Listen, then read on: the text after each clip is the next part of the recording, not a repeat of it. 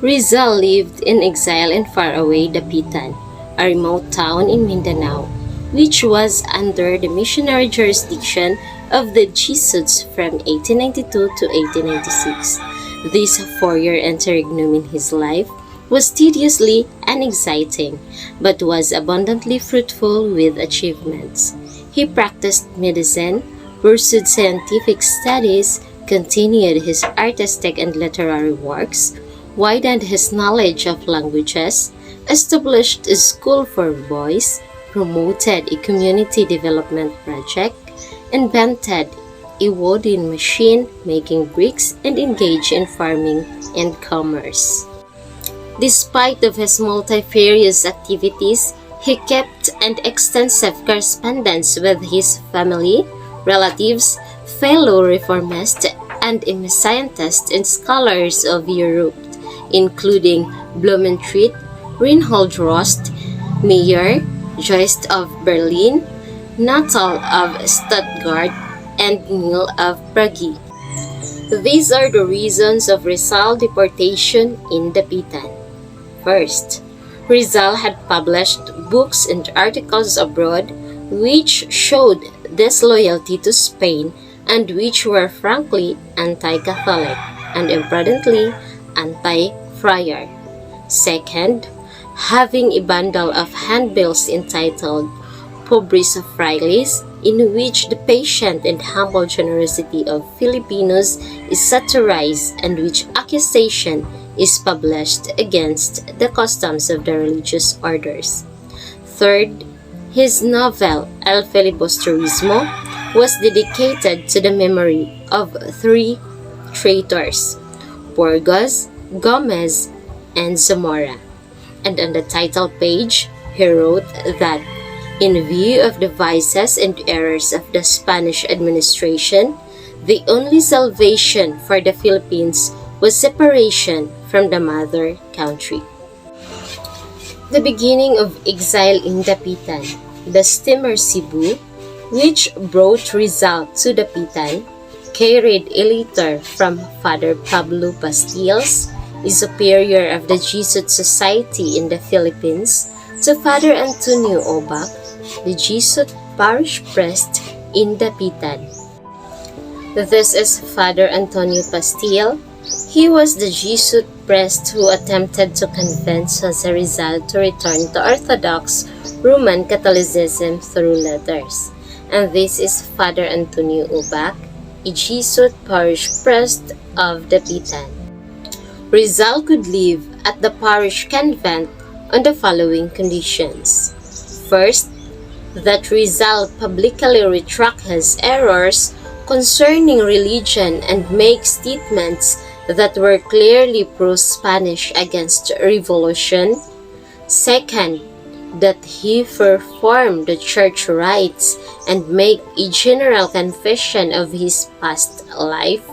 And third, that henceforth he conduct himself in an exemplary manner as a Spanish subject and a man of religion. A Don Ricardo Carnicero, a poem written by Rizal to his friend Don Ricardo Carnicero. Don Ricardo Carnicero is the captain served as Rizal's warden but eventually became his friend. Carnicero was charmed by Rizal's fine qualities and personality. They ate together at the same table and had many friendly conversations. Carnicero came to know that Rizal was not a common felon, much less a filibustero. He gave good reports on his prisoner to Governor Despujol. He gave him complete freedom to go anywhere, reporting only once a week at his office, and permitted Rizal, who was a good equestrian, to ride his chestnut horse. Rizal, on his part, admired the kind, generous Spanish captain.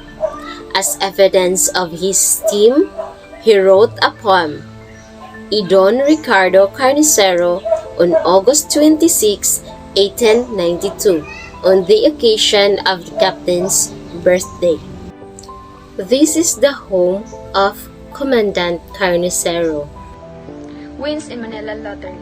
Butuan mailboat which brought the news about Rizal's winning in the lottery.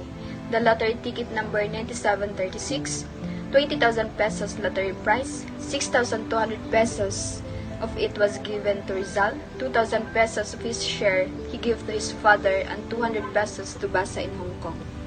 The rest he invested through purchasing agricultural lands from the coast of Talisay, about kilometer away from Dapitan. Family members who visited Rizal were his mother, his sister Trinidad, Maria, and Narcisa, nephews Judosio, Stanislao, Mauricio, and Prudencio.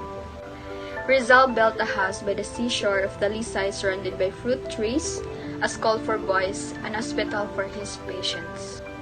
Works of Rizal in Dapitan.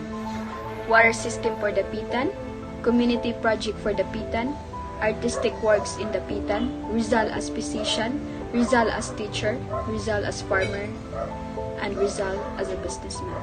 Water system in Dapitan. Rizal held the title of expert surveyor or perito agrimensor, which he obtained from Ateneo. He supplemented his training as a surveyor by reading engineering books. In Dapitan, he applied his knowledge in engineering by constructing a system of waterworks in order to furnish clean water to the townspeople. Artistic works in Dapitan. He had contributed his talent in the Sisters of Charity who were preparing for the arrival of the image of the Holy Virgin. He also sculptured the statue called the Mother's Revenge, which represented his dog, Seria, avenging her puppy to a crocodile which killed it. As a physician, Rizal provided free medicine to his patients. Most of them were unprivileged. However, he also had a wealthy patient who paid him well enough for his excellent surgical skill. Among them were Don Ignacio Tomarong, who gave Rizal 3,000 pesos for restoring his sight, an Englishman who gave him 5,000 pesos, an Aclanon haciendero, Don Francisco, who paid him a cargo of sugar.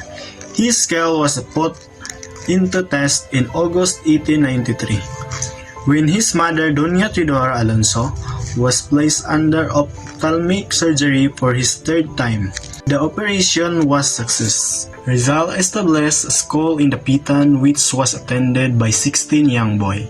He taught them reading, writing in English and Spanish, geography, history, mathematics, and industrial work, nature study, moral, and gymnastics. There was no formal room like the typical classroom nowadays. Classes were conducted from 2 p.m. to 4 p.m.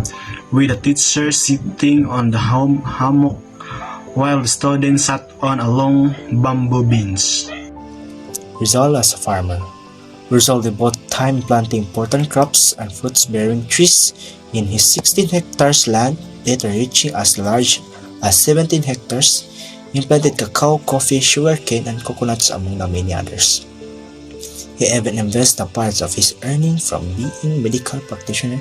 He introduced to the native farmers of the Pitan modern agriculture method. Rizal also visualized of having agriculture colony Sitaw Panot within the Sindagan Bay. Rizal as a businessman.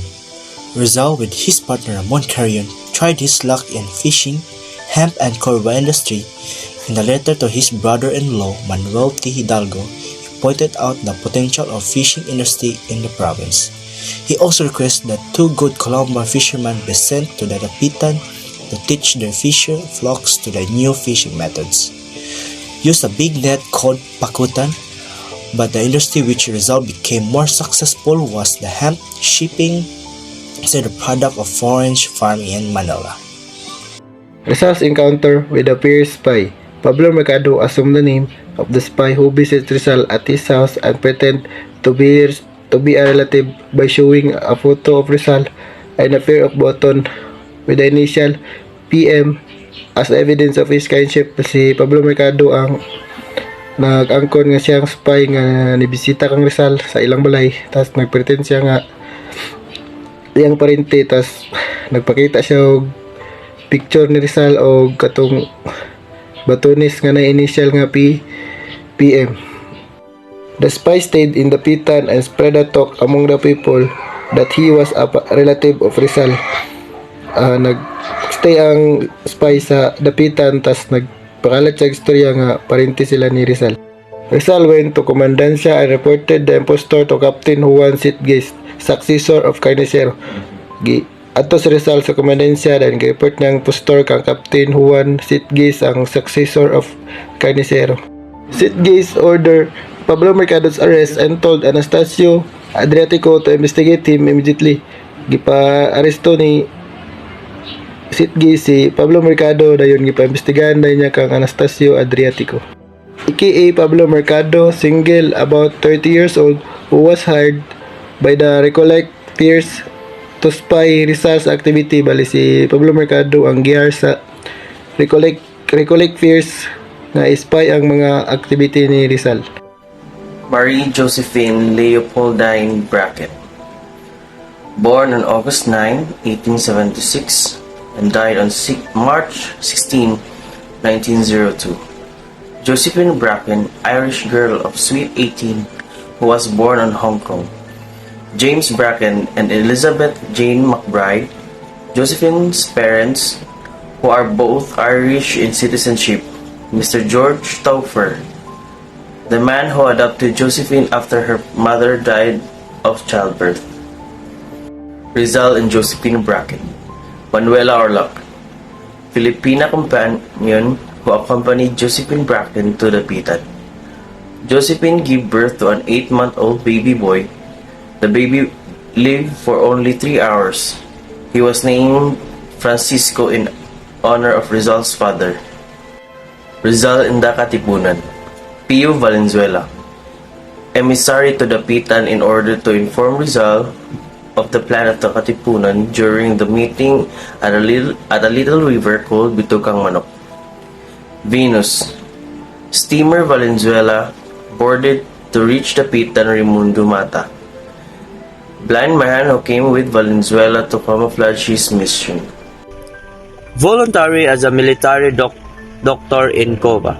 When Cova was under revolution and raging yellow fever epidemic, Rizal wrote to Governor General Ramon Blanco offering his service as a military doctor. He wrote a poem, El Quinto del Viajero. In this poem, Rizal described the loneliness of being a wanderer. The song of travelers upon receiving the acceptance of his offer to go to Europe, then to Cova to help in the curing of patients suffering yellow fever, and he wrote a poem of El Quinto del Viajero. At this Dapitan, Hispania streamer which brought Rizal to Manila from Dapitan. Rizal was acceptance Josephine's Narcissa Angelica Narcissa daughter, his 3 nephews and 6 pupils. As a farewells, the sounds of brass of Dapitan played the dolorous funeral march of Cupid. He stayed Dapitan for 4 years, 13 days, and 4 hours.